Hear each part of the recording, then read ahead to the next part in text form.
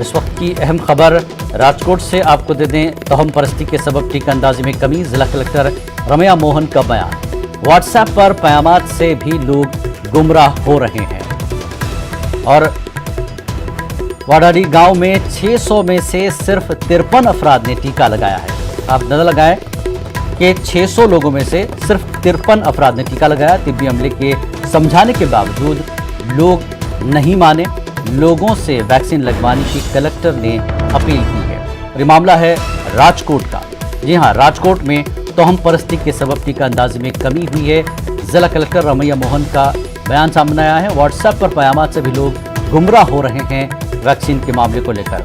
वाडारी गांव में 600 में से सिर्फ 53 अफराद ने टीका लगाया है। तिब्बी अमले के समझाने के बावजूद भी लोग नहीं माने। लोगों से वैक्सीन लगवाने की कलेक्टर ने अपील की है। नहीं आ रहे, बहुत सारे सुपरस्टिशंस, अलग अलग व्हाट्सएप मैसेजेस और ये सब फेक बिलीव्स के कारण से।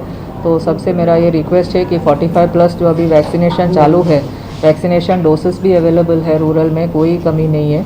और सबको मेरा रिक्वेस्ट है कि आप आगे आ जाइए। कोई भी फैमिली में जो बच्चे हैं, जो युवान हैं, उनसे भी मेरा अपील है कि आपके घर में जितने भी वडील हैं, जो भी 45 प्लस है, आपके माता पिता हो या दादा दादी हो, सबको प्लीज़ आप वैक्सीनेट करा लिए। क्योंकि थर्ड वेव में ये वैक्सीन ही एक सुरक्षा कवच है हमारे पास, जिसके कारण से सेकेंड वेव में जितने लोग वैक्सीनेट हुए थे उनको कम बीमारी हुई थी।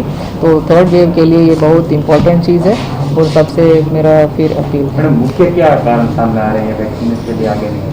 अंधश्रद्धा हो, गैर मान्यता हो। आगे बढ़ेंगे। कोरोना